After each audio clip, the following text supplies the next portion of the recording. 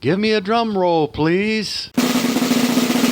Announcing the long-awaited home theater movie collection, a 2 terabyte external drive packed with classic movies from the 1930s and on.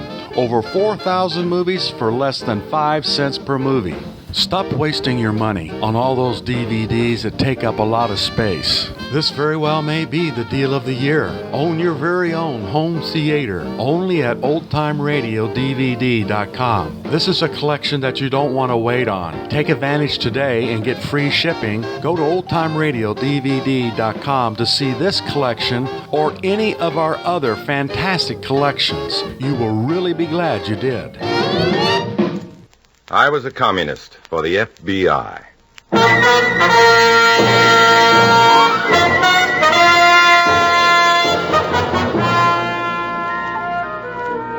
Starring Dana Andrews in an exciting tale of danger and espionage. I was a communist for the FBI.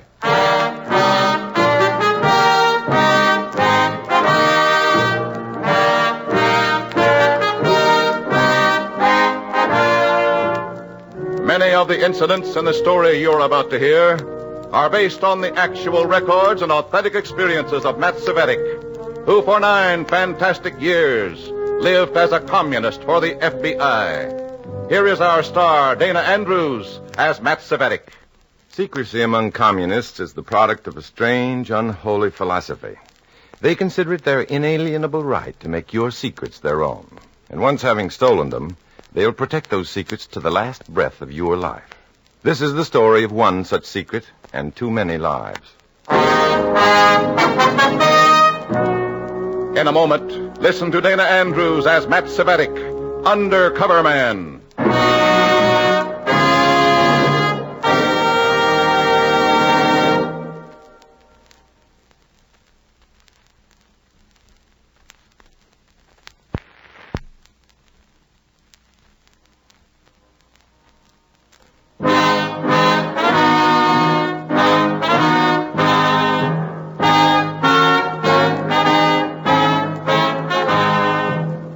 Now, here is Dana Andrews as Matt Cvetic, Undercover Man. This story from the confidential file is marked, "The Line is Busy."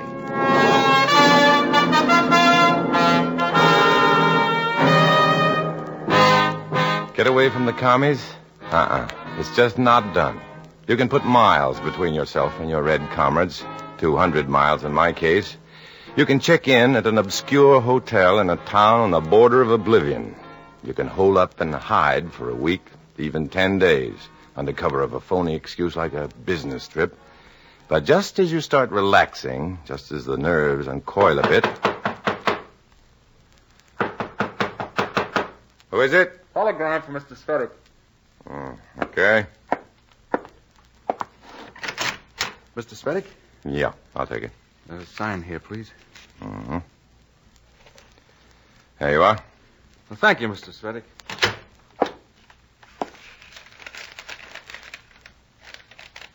Don't leave town. Instructions will follow.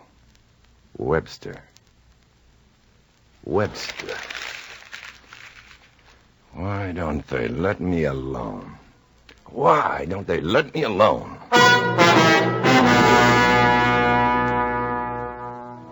Webster, Comrade Harry Webster, leader of a commie cell 200 miles away.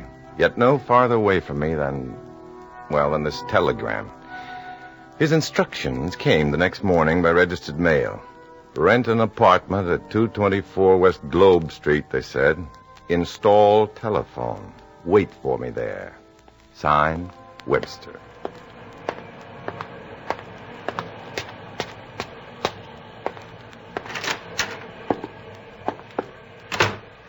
.224 West Globe Street, quiet building, unpretentious.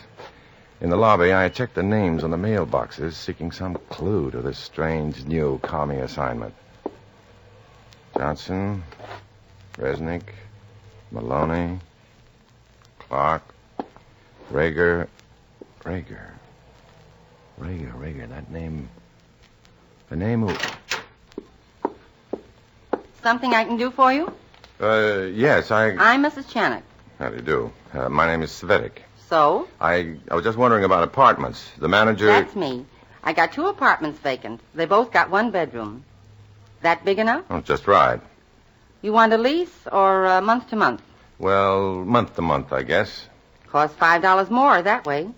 Take a lease. Well, I'd rather not. Your wife will like it better with a lease, too. Well, this is for a friend of mine. I'm just renting it for him. He travels quite a bit.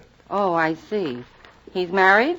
No, he's... We don't like noise here, you know. We don't like Well, you that. needn't worry about my friend, Mrs. Chanik. You'll vouch for him? By all means.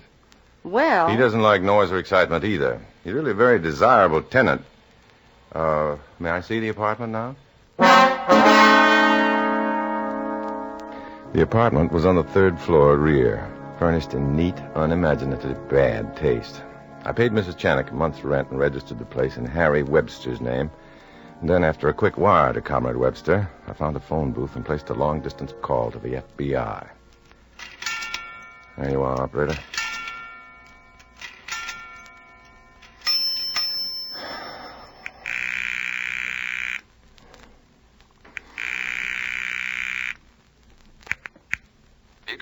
Bigger, this is Red. I've been waiting for you, chum. You were due back home yesterday. I haven't left yet. My clients have plans for me. Good or bad? Too early to tell yet. They may want me to stay here in town. For how long? Well, I can't say. They told me to rent an apartment. Even named the building they wanted. Uh-oh. What's the address? 224 West Globe Street. 224 West... Hey, hold on a minute. Well, hurry up, Bigger. This is long distance, you know. I'm just checking something here. Yeah, here it is. What? The Albatross Tool Corporation's in that town, right? Well, that's right. The government just gave Albatross a big order. They'll be manufacturing parts for a new atomic weapon. Well, the Albatross plant is a long way from Globe Street. Not as far as you think. Washington's assigned one of its top scientists to work as an advisor at Albatross. Your little red playmates would give their eye teeth to know what he knows. Yeah, that's probably what they have in mind. Who is he? Rager. Dr. Martin Rager. And he's staying at 224 West Globe Street.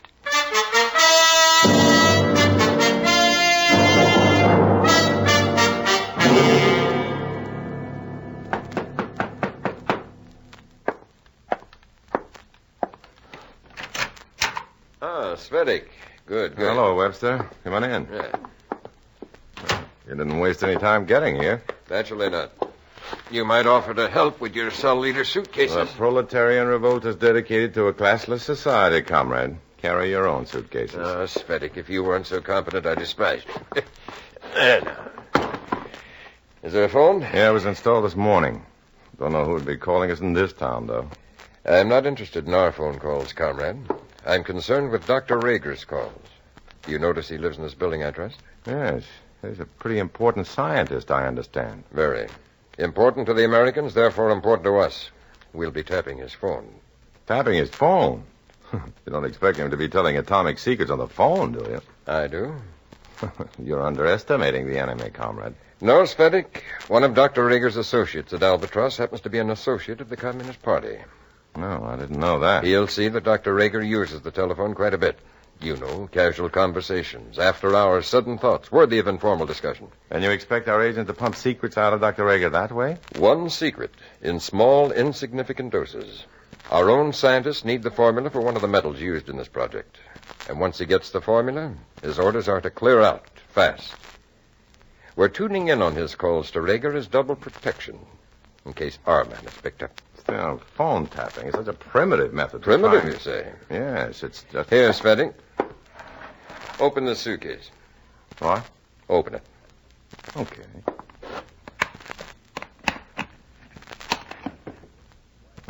What's all this? Wiretapping equipment, comrade. I want to brief you on this one particular phase of simple wiretapping.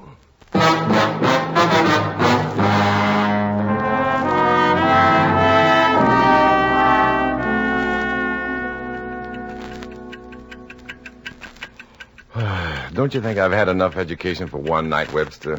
Now, once more, describe the phone circuit. A closed circle of wire carrying voice vibrations with the current. In office or apartment buildings, terminal boxes are usually located in the basement. They contain many...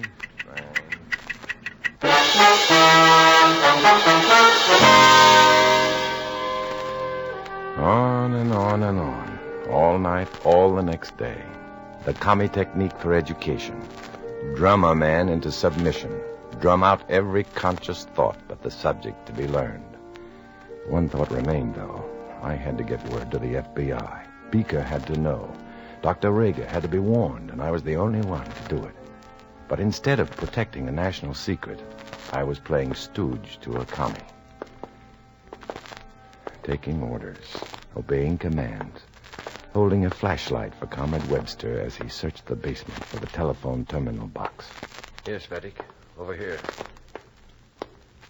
Hold the light steady. I want to open this box. Are those lines the pairs? Bring the light closer. Good. See, each pair is attached to a set of terminal posts. We loosen the wires of our pair from our posts. So. I see. Now you cross them to the terminal post of Dr. Rager's phone. That it? An apt pupil of primitive wiretapping. Now, let's go. That's all? It's all here. Now upstairs. Our apartment will be our listening post. Once that's arranged, Dr. Rager's private line will become our party line.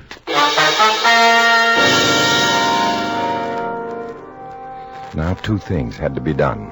One, I had to break that tap on Rager's phone. And two, I had to reach Beaker at the FBI. But unless I could get away from Webster, I could do exactly nothing. Now, when Rager's phone rings, this phone will ring.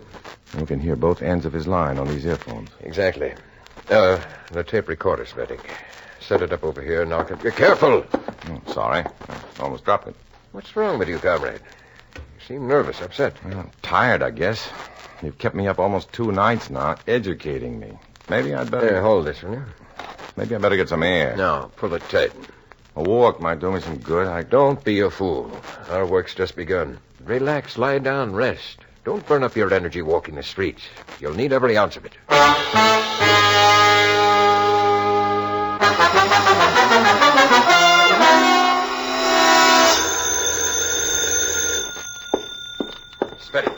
Cvetic, wake up, you fool. It's morning. No?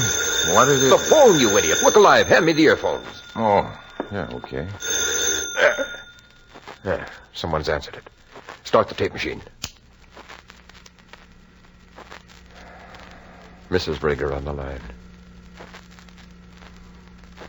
Now, the garden club meets Tuesday. Someone's husband has a rash behind his ear. No, turn off that fool machine.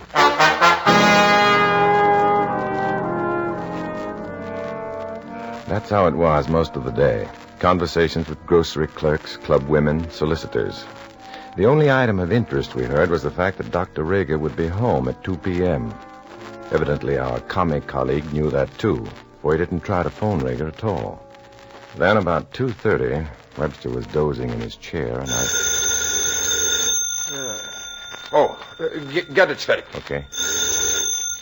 Hello. Turn on the tape. Rager's on the line. Dr. Rager, please. Speaking. Who is this? This is the Can-Do Garage, Dr. Rager. Who? What's happening, Cvetic?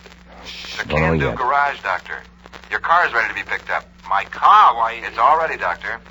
There's no one here to deliver it, so I'm afraid you'll have to call for it yourself. Well, I'll try to be there sometime as soon as possible, Doctor. We're closing early today. All right. Who is this, please? The Can-Do Garage. No, your name, please. Oh, one of the mechanics, Doctor. We've met before. My name is Beaker. Beaker, here in town now. Just a few blocks away. In a little while, he'd probably be gone, out of reach again. I had to get to him now, right now. But how? How?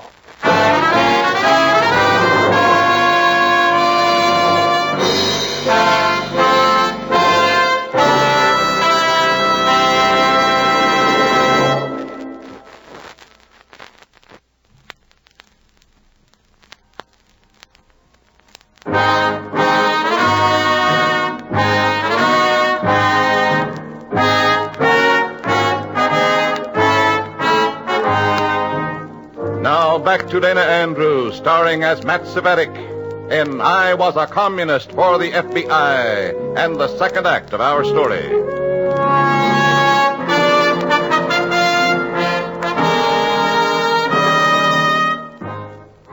Beaker, on Dr. Rager's phone, right here in this miserable little town. Just a few blocks from this building, but out of my reach. Now I had to reach him. He and Rager had to know what the Reds were planning. And only I could tell them. Only... What's wrong with you, comrade? What? You're white as a sheet. Oh, that phone call to Rager. We'd better follow him. Follow him to a garage? To a garage or anywhere else. The party has a big investment in him, you know. Well, that's true, but... We can't afford to let him just walk away from us. These stakes are high, Webster. Any kind of insurance for the party's sake. And think of our own personal stake in this. What would happen to us if we lose track of Dr. Rager? One of us should trail him. Relax, Cvetic. There's no need for us to... You, of all people, can't afford any slip-ups now, Webster. The party put you in charge of this operation. Well, I can't very well leave here now. You would be held responsible if Rager... But why should Rager duck out on us now? No one knows about our How plan. do we know that? Suppose our agent at the Albatross plant has pushed his luck too far. Suppose the FBI knows of this tap of ours. I say you'd better follow Rager. Well, can you handle the equipment alone? Well, I suppose I can if I... No, better not chance it. But one of us had better stay on Rager's trail.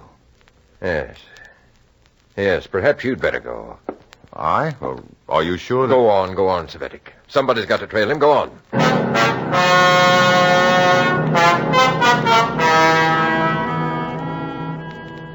It worked.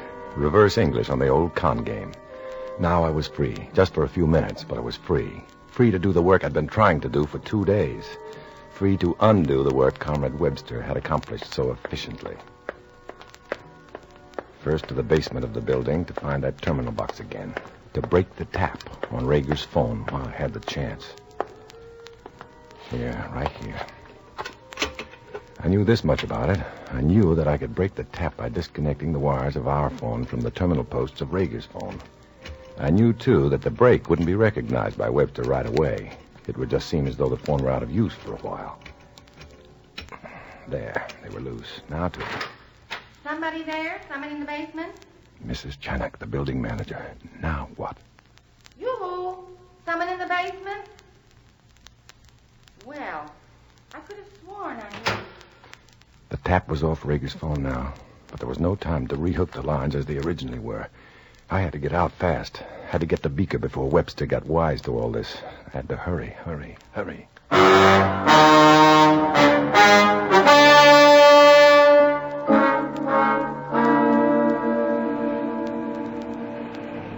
Taxi! Hey, taxi! The Can-Do Garage, just about 4 blocks down there. Make it snappy.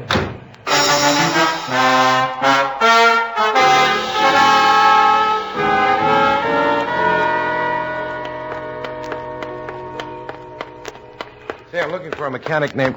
Matt, what the devil are you doing here? I'm looking for you, Beaker. Rager here yet? No, not yet. How'd you know I was here? I heard you on Rager's phone. We're tapping it. Oh, that's it. I would have checked in sooner, but I couldn't shake Webster. I thought so. That's why I came here. Figured I better not wait any longer. If something was cooking in the red pot, Rager had to be told. That red pot is about to boil over. They have a commie operating right next to Rager at the Albatross plant. I know.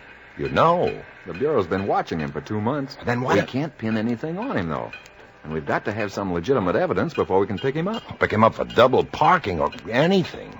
His job is to bait Dr. Rager on the phone, then duck as soon as Rager spills information about a formula Good. Keep the tap open. What? Keep the tap on the line. I'll tell Rager to hand out a phony formula. Then when the commie agent tries to duck with it, we can use it as evidence to grab him, like marked money. But, Beaker, we can't. This Matt, tap is... somebody's coming down the ramp. Look, we can't use the tap. I don't want anybody to see us together, Matt. Now go on. Beaker, listen to me. Matt, you're supposed to be a commie. Commies don't talk with FBI agents. If that's one of your spying For comrades... Pete's sake, will you listen Go to on, me? Matt. Take off. Now. Please, beat it.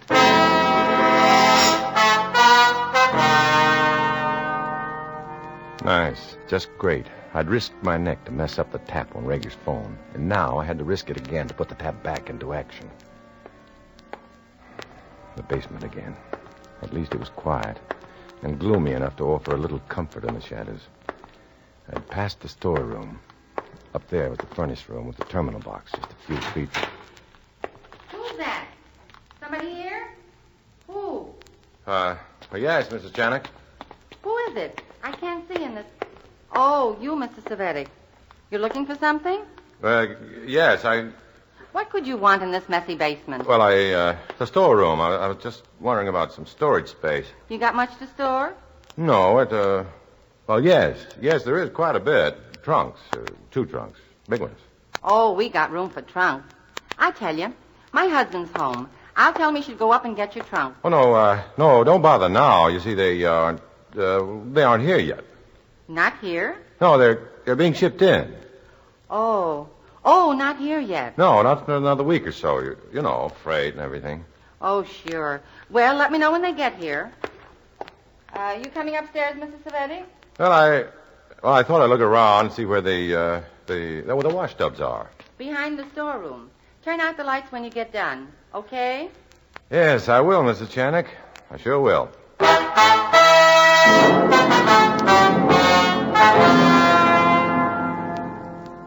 I waited till she'd gone up the stairs and out. Then I headed for the terminal box again. I'd used too much time already. Rager might even be back in his apartment by now. The commie spy might even have called him. Rager might have given him the phony information, and without the tap working, there'd be no record of it. That tap had to be replaced right now. I opened the lid, reached inside for the wire I'd left dangling, lit a match to see better. No wire. Wait a minute. It was attached to the terminal post of Rager's phone again. Someone had deliberately replaced the tap on Rager's line. There was only one person in the building qualified to do that.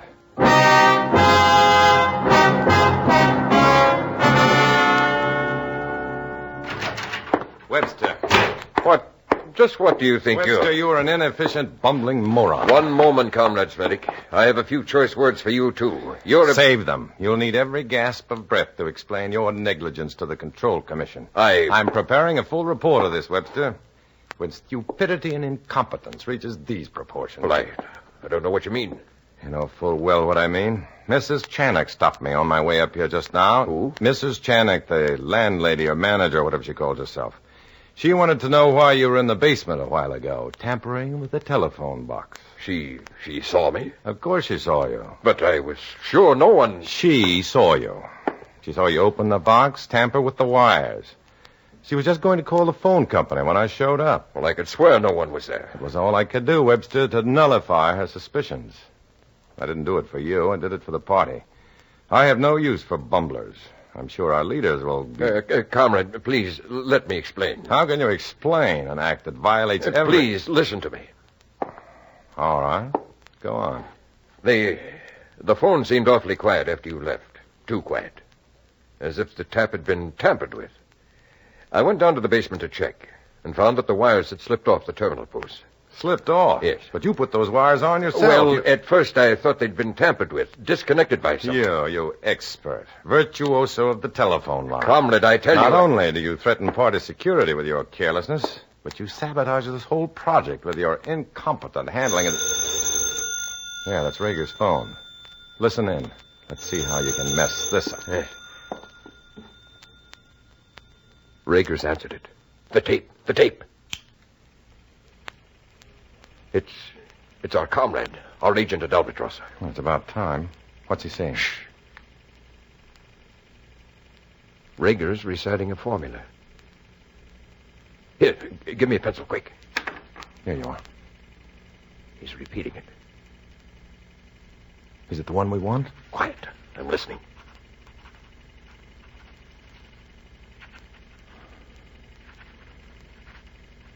Got it. I've got all of it. All the formula. It might be a phony. Not the way our comrade is reacting. He's a scientist, too, you know. They're still talking? That's all. All right. That's all we need on the tape. Now we're doubly protected. Our agent will duck out immediately to deliver the information. And if he's caught? He's expendable. We have the formula here on tape and on this piece of paper. Let me have that paper. What? Let me have it. After your last fiasco, do you think you can be trusted with that? Give it to me. What are you going to do? I'm going to phone it in to party headquarters from the payphone across the street, just in case our agent's luck changes. But I told you we have it all on this tape. Our luck may change, too. Don't forget Mrs. Cvetic. If she reports you, Webster, Well, we're in... She wouldn't. Wouldn't she? How do we know? You stay here. Monitor the telephone calls in case Rager talks again. I'll be back. Comrade Cvetic. What is it? Nothing.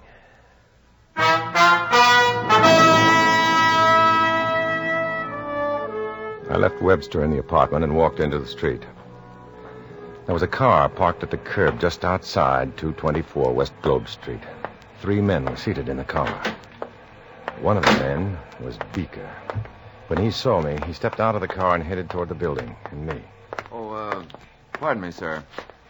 Me? Yes, I wonder if you can tell me if a Mr. Webster lives in that building? Webster? No, I'm sorry, I wouldn't know. I'm just passing through.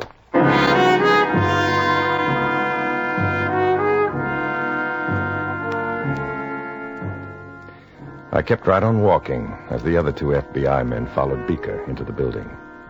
Webster, with all that illegal equipment, was about to become very inactive. The red agent at the Albatross Corporation had probably already been picked up for espionage, and I kept on walking, back to the commies again. I'd escaped this FBI trap, so I'd probably be complimented by my red comrades. A dubious glory, but I had no choice. If I had any choice at all, I'd choose to walk the other way. I'd choose to walk alone.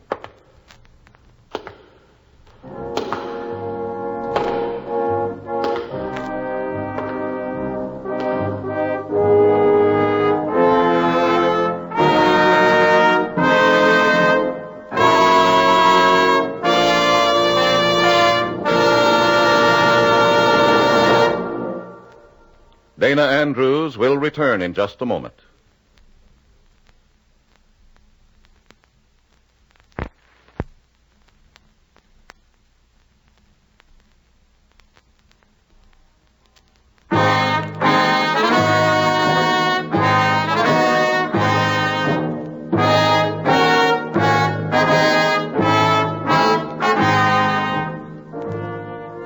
This is Dana Andrews, friends.